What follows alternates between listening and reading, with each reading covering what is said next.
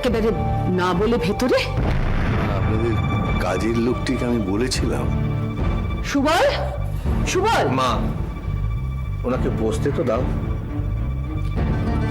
রোহিতের শরীরটা একদম ভালো নেই। সেই শুনেই তো ছুটে এসেছি।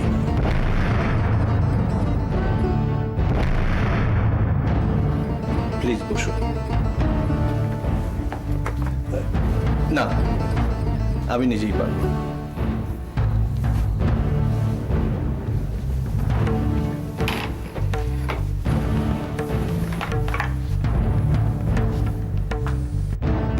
আমার খবর শুনে ছুটে এসেছেন? হ্যাঁ, যদিও জানি যার ব্যথা সেই বুঝে। কারো যন্ত্রণা কেউ ভাগ করে নিতে পারে না। কেন পারে না? আমার মা আমার সব যন্ত্রণা ভাগ করে নিয়েছেন তো।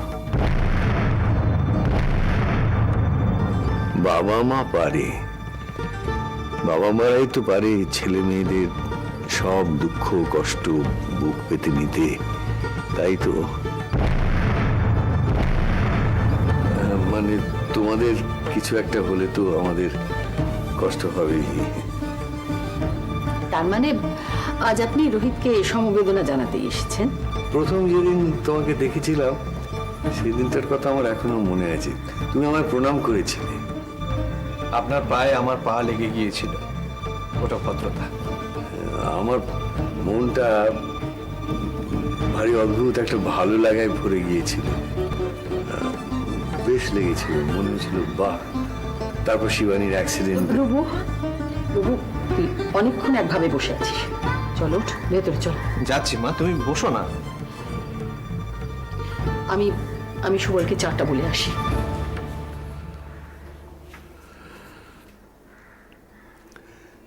রোহিত, দেখুন শঙ্কর কাকু, আপনি হয়তো আমাকে বেশি চেনেন না, তাই হয়তো ভাবছেন আমি ভীষণ আপসেট।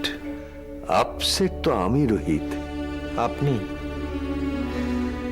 দেখুন, অ্যাক্সিডেন্টটা 5 বছর আগে ঘটেছিল। 5 বছর ধরে এই সত্যিটা আমি বুকে নিয়ে আছি। আমার কাছে তুমি 5 বছর ধরে জানো, আমি তো নয়। এই বুড়োটার কাছে এটা একটা মারাত্মক খবর। সরি রোহিত। দয়া বা সমবেদনা কোনোটাই আমি চাই না। আমার অসহ্য লাগে ওই দয়া। আমার এই ঘটনার কথা কেউ জানতো না, আজও জানতো না, শুধু ওই বাচ্চা মেয়েটা। ওহ,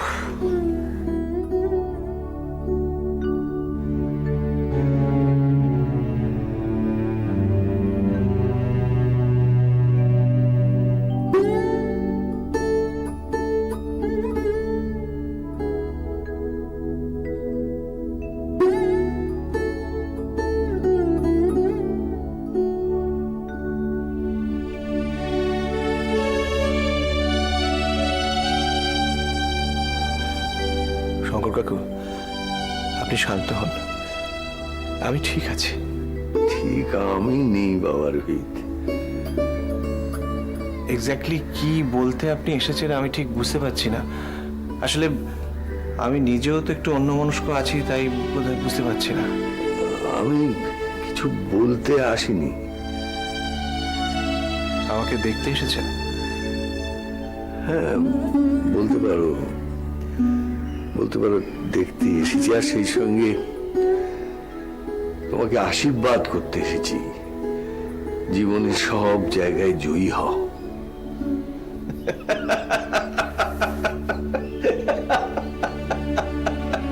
রোহিত, জয়ী? আমি? কেন নয়?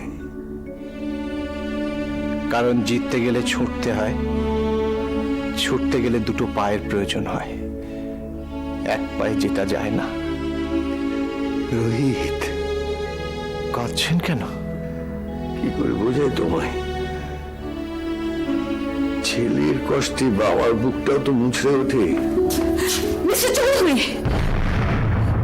দেখুন মিসেস রে, বিয়ে করিনি, সংসারও নেই, কিন্তু ছেলের মর্ম হয়তো বুঝি। রোহিত তো আমার ছেলের মতোই হলো। মিস্টার চৌধুরী, ওকে একটু একা থাকতে দিন। ওর উপর খুব ঝড় যাচ্ছে কদিন ধরে।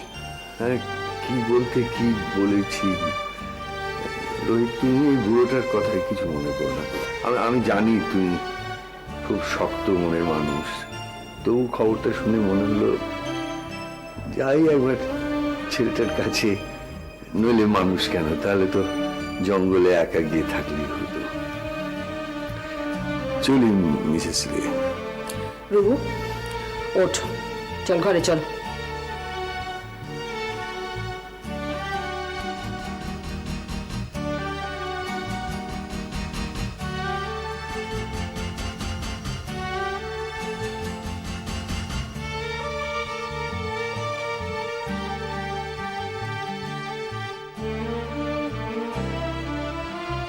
আমি আসি।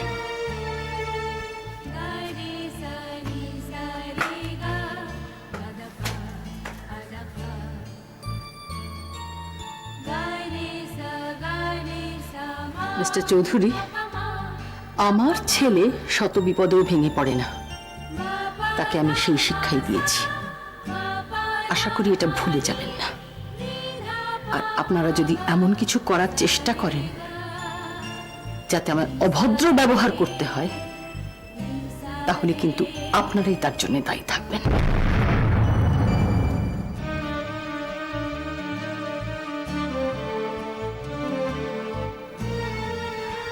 এত কাছে তো এত দূরে।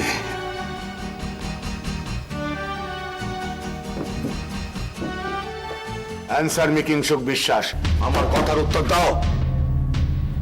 বলুন স্যার। অংশুমান সীমাকে হাতের কাছে পেয়েও ছেড়ে দিয়েছো কেন? আমাদের টার্গেট প্যাটেল, অংশুমান নয় স্যার। অংশুমান প্যাটেলের ডান হাত। প্যাটেলের ডান হাত রনি গুপ্তা আমাদের কাস্টাডিতে স্যার। দুবাই বেশ যত কুকাজ সব প্যাটেলের, তার ডান হাত অংশুমান। অংশুমান আমাদের পক্ষে স্যার।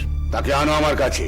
সীমা নাম ভারিয়ে মেকআপ বদলে জানি স্যার, লীনা নাম নিয়ে কাজ করতো প্যাটেলের অফিসে। অ্যারেস্টার। কোন রাউন্ডে স্যার? প্যাটেলের লোক সীমা, ওর কাছে ইনফরমেশন আছে। স্যার, সীমা ওর মেয়ের খুনের বদলা নিতে প্যাটেলকে শেষ করে দিতে চেয়েছিল। আইন নিজের হাতে নেওয়াটা কোনো কাজের কথা নয়। সীমা সবসময় আমাদের ডিপার্টমেন্টের সাহায্য নিয়েছে স্যার। কথাটা একটু অন্যভাবে বললে ঠিক শোনাবে। মানে বুঝলাম না স্যার। সীমা তোমার সাহায্য নিয়েছে। হ্যাঁ, কিন্তু আমি কি ডিপার্টমেন্টের বাইরে? বলতে বাধ্য হচ্ছি হ্যাঁ। স্যার, স্যার আপনি আমাকে সন্দেহ করছেন? সন্দেহ করাটাই তো স্বাভাবিক। স্যার, সীমা নিজেকে বিধবা বলে পরিচয় দিত। তার কারণ সীমা জানতো না যে অংশুমান বেঁচে আছে। এক্স্যাক্টলি। আর জানতো না বলেই আমাদের ডিপার্টমেন্টের সবচেয়ে তেজি অফিসার আজ সীমার হাতের পুতুল। স্যার, স্যার আপনি সবটা না জেনে আমার উপর কোনো অভিযোগ আনবেন না। অংশুমান কোথায় থাকে? বাড়িতে থাকে না। কোথায় থাকে? এ কি স্যার আমাকে জেরা করা হচ্ছে নাকি? অংশুমান সীমা কোথায় লুকিয়ে আছে? আমি অবাক হচ্ছি কিংসুক। আমি তোমার উপর দায়িত্ব দিয়ে চোখ বুজে থাকতাম, আজ কি হচ্ছে? স্যার, প্যাটেল আমাদের প্রধান লক্ষ্য, আমরা সেই লক্ষ্যের দিকে এগিয়ে যাচ্ছি। আর তাছাড়া রনি গুপ্তা হচ্ছে আমাদের সবচেয়ে বড় সোর্স। সেরকমই অংশুমান, অসীম ওরাও সোর্স। বৃষ্টির রাতে প্যাটেল পালালো, অংশুমান সীমা পালালো, তোমার হাতে গুলি লাগলো। সবটা কেমন উল্টো পাল্টা না? সবটাই উল্টো পাল্টা। অসীমের খবর নিতে আমরা পাঠিয়েছি ওর আদি বাড়িতে। কিংসুক, সীমা সুন্দরী তোমাকে হাত করেছে এটা ভাবতে ইচ্ছে করছে না। অংশুমানকে অ্যারেস্ট চাই, সেটা তুমি করবে। আমি? কি হলো, চমকালে যে? তুমি সিবিআই অফিসার, অ্যারেস্ট করতেই পারো। প্যাটেলের কেসটা তুমিই দেখছো। স্যার, আপনি বিনয়কে পাঠান। তোমার অর্ডারে আমি কাজ করব না তুমি আমার অর্ডার শুনবে? আই এম সরি স্যার, মানে আমি বলতে চাইছিলাম যে অংশুমানকে খুঁজে বার করো, বুঝেছো? ইয়েস স্যার, আমার একটা অ্যাসাইনমেন্ট আছে দিল্লিতে। কি ব্যাপারে? মিস্টার কে আগরওয়াল কিডন্যাপ কেসটা, আমাকে একবার দিল্লি যেতে হবে। ঠিক আছে, ফিরে এসে অ্যাকশন চাই। তাহলে আমি তোমার বিরুদ্ধে অ্যাকশন নেব। আমরা এখানে কাজ করি, রাসলীলা নয়। অন্যের বয়সের সাথে মজে ফুর্তি করি না। কাজে মন দাও। আমার কাছে খবর আছে। স্যার, বহরমপুর থেকে এক্ষুনি খবর এসেছে, প্যাটেলের লোক অসীম অ্যারেস্টেড। অসীম? চমকালে যে? বৃষ্টির রাতে ওকেও ছেড়ে দিয়েছিলে নাকি? Good work Binoy, thank you sir. তোমাকে আমি 7 দিন সময় দিলাম। অংশুমানকে অ্যারেস্টেড চাই। কারোর ব্যক্তিগত প্রেমের জন্য ডিপার্টমেন্ট সাফার করতে পারে না।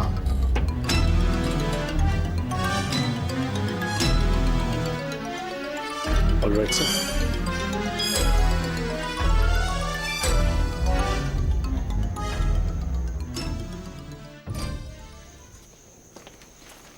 দিদি তুই খাসনি? ও মা, দিদি না খায়নি। তুই যা, আমার ভালো লাগছে না, মা এখান থেকে যা তো। আঙ্কেল আসেনি বলে ভালো লাগছে না নাকি? বলি আমার খেতে ভালো লাগছে না, আমার ভালো লাগছে না খেতে, খাবো না। এরম করে বলে না মা, খেয়ে নিতে হয়। আঙ্কেল তো বলেছে আঙ্কেল আসবে। আমি জানি আঙ্কেল আসবে না, আঙ্কেল আমার ওপর রেগে আছে। কিরিট দেখো, মনে হয় কাকা এসেছে। শোনো মা, দেখো তোমাকে স্কুলে যেতে হবে। তুমি না খেলে শক্তি পাবে কি করে বলো? আমি আমি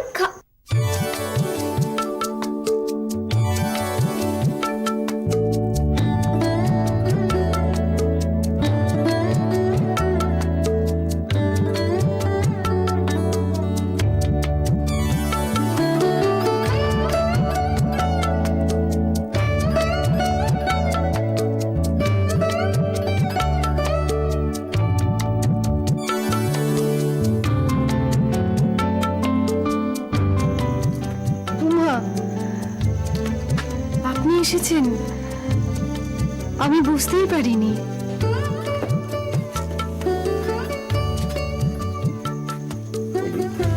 আঙ্কেল, মা আঙ্কেল জানো তো এত আইসক্রিম এনেছি, আমি ওখানে রেখে দিয়েছি। আমি দেখছি। আঙ্কেল, তুমি কি আমাদের উপর রেগে আছো? কখনো না। আমি কি তোমাদের উপর রাখতে পারি? সরি অলি, আমি সেদিন তোমাকে। সরি তো আমি আঙ্কেল। তাহলে এবার থেকে দুজনেই সরি বললাম। তাহলে এবার থেকে ভাব। আমাদের আড়ি তো হয়নি, কিন্তু অলি এটা কি? তুমি খাচ্ছ না কেন? তুমি ফোন ধরছিলে না কেন? এই তো আমি এসে গেছি, এবার খাও। তুমি খাইয়ে দেবে? দেখো, আমাকেও দেবে? দেবো। মা, আমাদের খাবারটা দাও তো, আঙ্কেল আমাদের খাইয়ে দেবে। আঙ্কেল, তোমাকে দেখে বোঝাই যায় না তোমার একটা পা কাঠের। অনেক প্র্যাকটিস করতে হয়েছে। আমাকেও কাঠের পা লাগিয়ে দিলে আমি হাঁটতে পারবো তোমার মতো? কেন পারবে না? নিশ্চয়ই পারবে। আমার লাগিয়ে দেবে তো? দেব। আপনি বাচ্চাদের খাইয়ে দেবেন বলেছেন? হ্যাঁ, পারবেন, অভ্যেস আছে। আমি খাইয়ে দিচ্ছি। না না না, আমি আঙ্কেলের কাছে খাবো। আঙ্কেল পারবে না মা? খুব পারবো। আপনি দিন তো, কি এমন শক্ত কাজ? দিন, বসো বসো বসো, তুমি বসো, তুমি বসো, তুমি বসো, পড়ো। গুড, চলো। আঙ্কেল, হ্যাঁ বলো। জানো তো দিদি এই কদিন কিছুই খেতে চাইছিল না। তাই এবার খাবে? হ্যাঁ, হা করো, হা করো, হা করো, হা করো। Very good.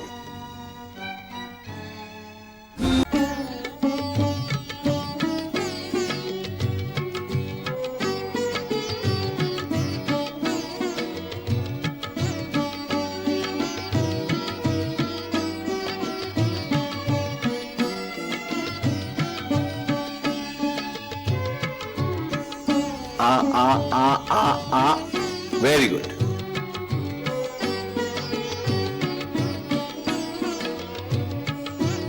কি যে বলেন, বাচ্চারা খাচ্ছে না? এই তো দেখুন। হ্যাঁ, কত লক্ষ্মী মেয়ে হলি। এটাকে নাও, নাও। দেখেছেন? কিরিট দাও, তোমার তো এইটা। কিরিট খেয়ে নাও, খাও। Very good.